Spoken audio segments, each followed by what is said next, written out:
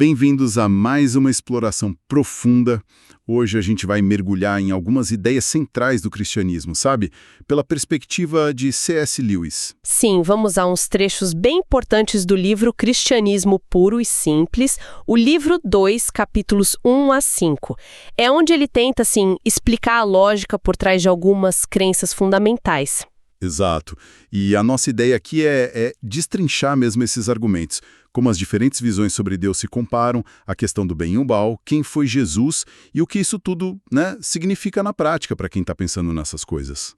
Então tá, vamos lá. Começando por como as pessoas pensam sobre Deus, as diferentes concepções. Olha, Lewis começa de um jeito que eu acho bem interessante. Ele diz que para ser cristão, a pessoa não precisa achar que toda outra religião está, assim, completamente errada. Não precisa jogar tudo fora. Não, basta acreditar que onde tem uma diferença fundamental, o cristianismo teria a verdade central, sabe? E ele contrasta isso com o ateísmo. Que aí sim precisa ver tudo como errado, né? Exatamente. O ateísmo, por definição, tem que ver toda a religião como, no fundo, equivocada. Então, ele faz uma primeira divisão grande. A maioria da humanidade acredita em algum tipo de Deus ou deuses, e uma minoria não. Os materialistas, né? Isso. E o cristianismo, nesse ponto inicial, se alinha com a maioria contra o materialismo moderno. Mas aí, dentro do grupo que acredita, surgem duas grandes ideias sobre quem ou o que é Deus. Certo. Quais são elas? De um lado, o que ele chama de panteísmo, a ideia de que Deus é, tudo. O universo é Deus ou Deus está em tudo. E essa força estaria além do bem e do mal. Tipo, tudo faz parte de Deus, o bom e o ruim. Isso. Ele até cita Hegel, algumas vertentes do hinduísmo como exemplos dessa visão. Deus como uma realidade impessoal, onipresente. E a visão oposta. É a visão que ele associa aos judeus, muçulmanos e cristãos. Um Deus que é definitivamente bom, justo, que toma partido, sabe? Ele ama o bem, odeia o mal, é um criador separado da criação. Como um pintor e a pintura, ele usa essa imagem, né? Exatamente. Deus fez o mundo, mas não é o mundo. E essa diferença é, assim, crucial para todo o resto do argumento dele. Porque se Deus é bom e separado, mas o mundo tem tanta coisa ruim. Aí tem um problema.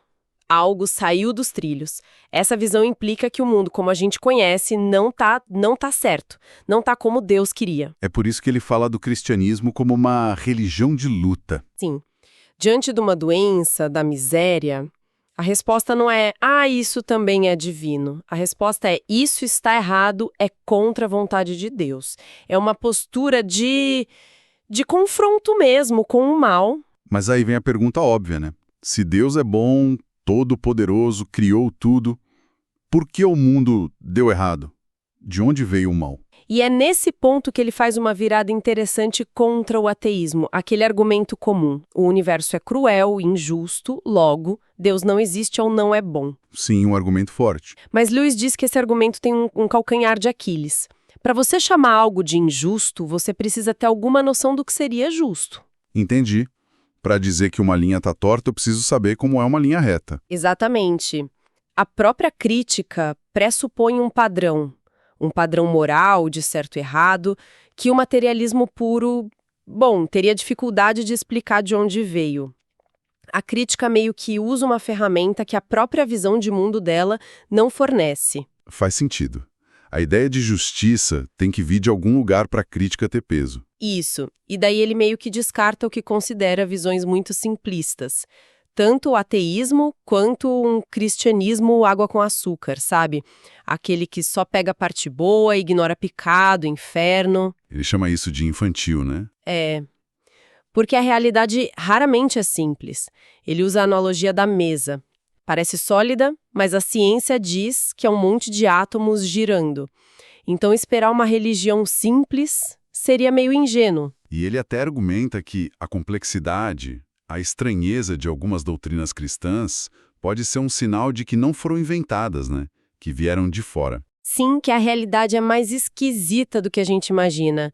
Então, diante dessa complexidade e do problema do mal no mundo que parece ter sentido, ele considera duas alternativas sérias. Quais seriam? O cristianismo, com a ideia de um mundo bom que se corrompeu. A queda. Isso.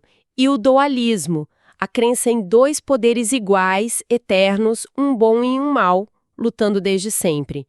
Ele acha o dualismo até bem robusto, sensato, como alternativa. Mas ele encontra um problema lógico aí também, não é? Encontra. A pegadinha, como você disse antes, se você tem um poder bom e outro mal, você está usando um critério, um padrão, para julgar os dois. Ah, então teria que existir algo acima deles que define o que é bom e o que é mal. Exato. E esse padrão, essa lei moral, seria o verdadeiro Deus, acima da briga. Além disso, tem a natureza do mal. Que não é algo que se busca por si mesmo. Isso. Ninguém busca o mal pelo mal. As pessoas buscam coisas que, em si, podem até ser boas. Prazer, poder, segurança, mas de um jeito errado, ou na medida errada. Então o mal seria mais como uma bondade que estragou. Um parasita. Um parasita. Como assim? Ele precisa do bem para existir. Precisa de inteligência que é boa para planejar crueldade. Precisa de vontade que é boa para persistir no erro. Precisa da própria existência, que é um dom bom. O mal não cria nada, só distorce. E é daí que vem a ideia do diabo como um anjo caído. Uma criatura boa que se rebelou. Exatamente. Não uma força independente e igualmente eterna ao bem, mas um rebelde. Um ser criado bom que usou sua liberdade para o mal. Nessa visão, o mundo é como um território ocupado por esse inimigo. E o cristianismo seria a história do rei legítimo que entra disfarçado nesse território para chamar as pessoas de volta para ele, para começar uma campanha de sabotagem contra o poder ocupante. Uau! É uma imagem forte. E essa crença num poder das trevas, que foi criado bom, mas caiu, é central no Novo Testamento. E diferencia bem o cristianismo do dualismo. Ele não está falando de chifres e rabos necessariamente, mas da realidade de uma força espiritual maligna e rebelde. Ok, mas ainda fica a pergunta. Por que um Deus bom e todo-poderoso permitiu isso?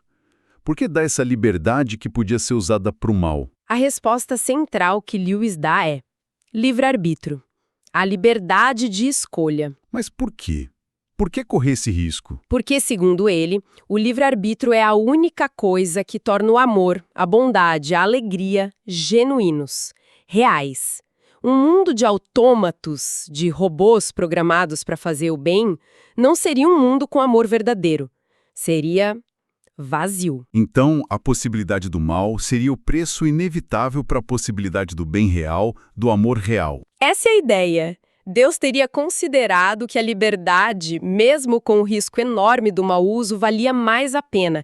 Ele compara com a mãe que deixa os filhos brincarem e fazerem bagunça para que aprendam a ordem por si mesmos, em vez de mantê-los sempre presos. E isso também explicaria por que as criaturas mais complexas, inteligentes, livres, têm mais potencial para fazer tanto bem quanto o mal, né? Exatamente. A corrupção não viria de algo ruim na origem, mas do mau uso de capacidades boas, da liberdade, da inteligência, da vontade. E como essa corrupção começou? O que foi a tal queda na visão dele? A hipótese é o orgulho, o desejo de ser o centro, de colocar o eu em primeiro lugar, de ser autônomo, independente de Deus, de ser como Deus. Esse foi o pecado original, digamos assim. Teria sido o pecado de Satanás e a tentação que ele ofereceu à humanidade. Lewis insiste que não foi primariamente sobre sexo ou algo assim, mas sobre essa rebelião fundamental, querer ser o seu próprio Deus, não depender do Criador. E a história humana, com guerras, ganância, busca por poder, seria um reflexo disso. Seria uma tentativa constante e frustrada de encontrar felicidade e sentido fora de Deus. Ele usa a analogia do motor. Fomos feitos para funcionar com Deus como combustível. Tentar usar qualquer outra coisa, dinheiro, poder, prazer, como o fim último leva à falha, ao sofrimento. Entendi. É uma visão bem abrangente da condição humana. E qual foi a resposta de Deus para essa situação toda? Para esse buraco em que a humanidade se meteu? Ele descreve como uma resposta em etapas. Primeiro, Deus teria dado a todos a consciência, o senso de certo e errado. Uma lei moral interna. A linha reta que a gente falou antes. Disso. Segundo, ele fala dos bons sonhos. Mitos pagãos que de alguma forma continham ecos da verdade, como histórias de deuses que morrem e ressuscitam, como se fossem uma preparação inconsciente da humanidade. Interessante isso. E o terceiro passo? A escolha de um povo específico, os judeus, para ensiná-los de forma mais direta sobre quem ele é, sua natureza, suas exigências. Isso resultou no Antigo Testamento, preparando o terreno para algo mais chocante. E aí vem Jesus, o choque. Exato. No meio desse povo que tinha uma visão muito forte de Deus como transcendente, criador, totalmente diferente do mundo, surge um homem, Jesus, fazendo afirmações, assim, inacreditáveis. Tipo o quê? Ele diz que pode perdoar pecados, não só ofensas contra ele, mas todos os pecados contra qualquer pessoa, contra Deus. Ele diz que existe desde sempre, que ele e Deus Pai são um e que ele vai voltar para julgar o mundo. Essa questão de perdoar pecados é realmente central, né? Qual o argumento dele sobre isso? Lewis acha esse ponto crucial.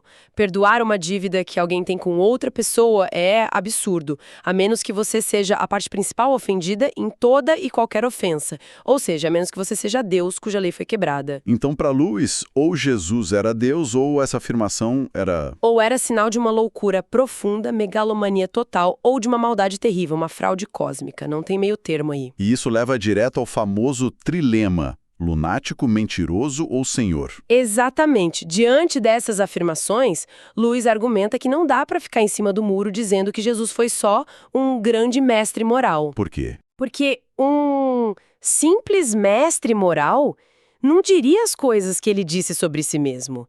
Se ele não era Deus, então ele não era um bom mestre moral. Ele era ou um louco ou perverso. Analisando os evangelhos, Lewis conclui que ele não soa como um lunático nem como um demônio. Então a conclusão lógica para ele é que Jesus era quem dizia ser, Deus encarnado. Sim. E se ele era Deus, qual o propósito de ter vindo, morrido?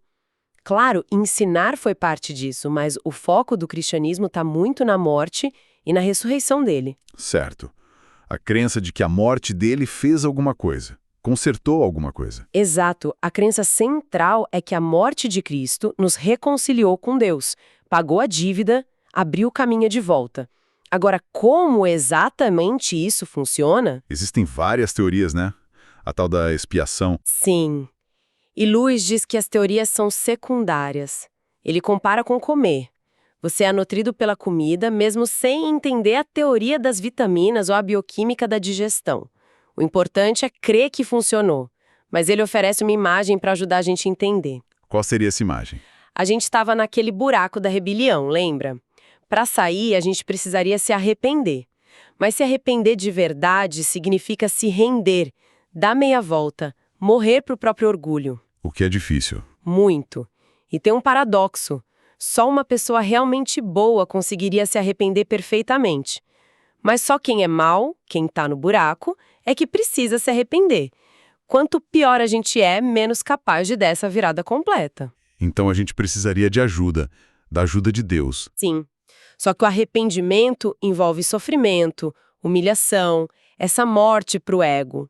Coisas que Deus, na sua natureza divina perfeita e feliz, não experimenta.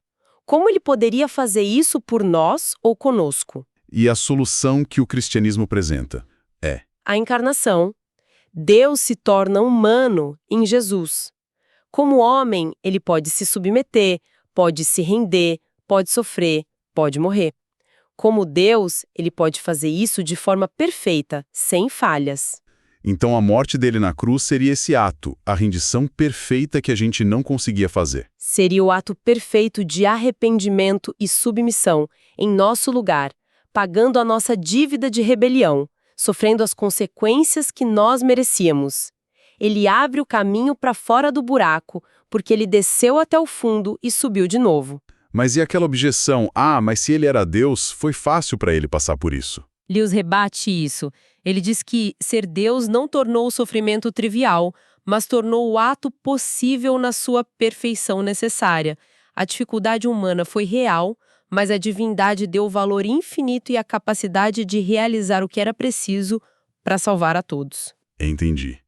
É como o adulto ajudando a criança a escrever. A habilidade do adulto não tira o valor da ajuda. Pelo contrário, torna ele eficaz. Exato. Ou alguém que sabe nadar salvando quem está se afogando. A capacidade do Salvador é o que torna o resgate possível. A vantagem dele é o que nos salva. Ok. Então, a morte de Cristo foi uma ação que mudou a realidade espiritual. E a consequência prática disso hoje seria a chance de receber uma vida nova? Isso. A ideia é que, ao nos unirmos a Cristo pela fé, pelo arrependimento, nós compartilhamos do que ele fez. Compartilhamos da morte dele para o nosso velho eu orgulhoso e rebelde e compartilhamos da ressurreição dele, recebendo uma nova vida, a vida de Cristo. É como se fosse o início de uma nova humanidade, ele sugere. Sim, uma nova espécie de ser humano que está conectada de volta com Deus. E como essa vida nova é transmitida? Na visão mais tradicional que ele apresenta? Ele aponta os meios que Cristo teria deixado, principalmente a fé, o batismo e a Santa Ceia, ou Eucaristia. Usando coisas físicas, como água, pão, vinho, pode parecer estranho, né? Ele reconhece a estranheza, mas compara com a biologia. A gente também não entende perfeitamente como a vida física surge e se propaga, mas a gente aceita que é assim.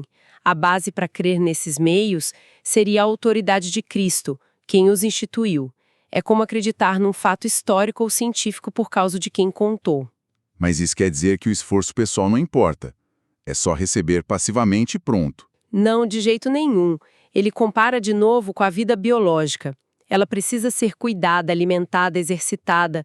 Da mesma forma, essa vida espiritual, a vida de Cristo, precisa ser nutrida e exercitada pela oração, pela busca de fazer o bem, pela comunhão. Mas o esforço não cria a vida, só a mantém. Exatamente. O esforço não é para merecer a vida, mas para desenvolver a vida que foi recebida como um dom gratuito. O ponto central é a fonte dessa vida. Um cristão não seria alguém perfeito que nunca erra. Mas alguém que pode se levantar depois de cair. Isso. Alguém que pode se arrepender e receber perdão e força para recomeçar. Porque tem essa vida de Cristo dentro de si curando e restaurando. A motivação muda radicalmente. Como assim? Não é mais, preciso ser bom para ver se Deus gosta de mim e me salva. É mais, Deus já me ama e me salvou em Cristo. E agora Ele está trabalhando em mim para me tornar bom, para me fazer parecido com Cristo. Ele usa aquela imagem do telhado brilhando, né? Sim, o telhado não brilha para atrair o sol. Ele brilha porque o sol já está batendo nele. A bondade seria um resultado da graça de Deus, não a causa dela. E essa vida em Cristo é algo só individual, interior? Não na visão dele. Estar em Cristo significa fazer parte de um corpo, de um organismo vivo, que é a igreja. A igreja como corpo de Cristo atuando no mundo. Cristo agindo através das pessoas. Isso, é uma visão bem orgânica. E isso também ajudaria a explicar por que se usam coisas materiais nos sacramentos. Água, pão, vinho. Deus criou a matéria, ele valoriza o mundo físico. E ele usa a matéria como canal da sua graça, não é só uma coisa mental ou espiritual desencarnada. Faz sentido dentro dessa lógica. Para terminar, ele lida com duas objeções bem comuns, né? A primeira é sobre a justiça. É justo que a salvação seja só para quem ouviu falar de Cristo? E os outros? Sim, uma pergunta difícil. A resposta dele é um pouco humilde, eu diria. Basicamente, a gente não sabe todos os planos de Deus para cada pessoa, mas a salvação que nós conhecemos, o caminho revelado, é através de Cristo. Então, em vez de ficar especulando sobre os outros, o melhor é... É garantir que você mesmo está dentro desse corpo de Cristo e fazer parte do trabalho dele de alcançar o mundo todo. A melhor forma de ajudar quem está fora é estar dentro e ser canal da graça dele. Entendi. E a última objeção. Se Deus é todo-poderoso, Por que ele não invade logo com força total e acaba com o mal de uma vez? Por que essa demora? A resposta dele é que Deus vai fazer isso um dia. A invasão final vai acontecer. Mas a demora atual é um tempo de chance, de misericórdia. Uma chance para quê? Para as pessoas escolherem de que lado querem ficar. Livremente. Porque quando ele vier, sem disfarce, em todo o seu poder e glória, aí não vai ter mais escolha. Vai ser o fim do jogo, o julgamento. A hora de escolher é agora, enquanto ele ainda se apresenta de forma mais sutil, digamos. Então a demora seria uma expressão da paciência dele, dando tempo para rendição voluntária. Exatamente. É um tempo para decidir se queremos nos juntar à resistência ou continuar no território ocupado. Ufa, realmente percorremos um caminho bem denso aqui. Desde as ideias sobre Deus, o problema do mal, até a figura de Jesus, sua morte e essa noção de vida nova. O que eu acho fascinante na abordagem do Lewis é justamente isso, ele não foge da complexidade, sabe? Ele encara as perguntas difíceis de frente e tenta construir um quadro que, mesmo com seus mistérios, tenha uma coerência interna e tente dar conta da realidade como a gente a experimenta, com luz e sombra. É uma tentativa de apresentar uma visão de mundo que faça sentido do todo. E fica uma reflexão final, talvez. Se essa ideia de território ocupado e de cristãos como parte de uma campanha de sabotagem do bem for levada a sério, o que isso significaria no dia a dia? Boa pergunta. Além dos atos religiosos formais, como seria viver essa resistência ou esse alinhamento com o rei legítimo nas pequenas escolhas? Nos relacionamentos, no trabalho, na forma como a gente consome informação? Como trata os outros? Como seria viver essa campanha silenciosa no cotidiano? É algo para se pensar mesmo. Bom, agradecemos a todos pela companhia nesta exploração profunda das ideias de C.S. Lewis. Até a próxima!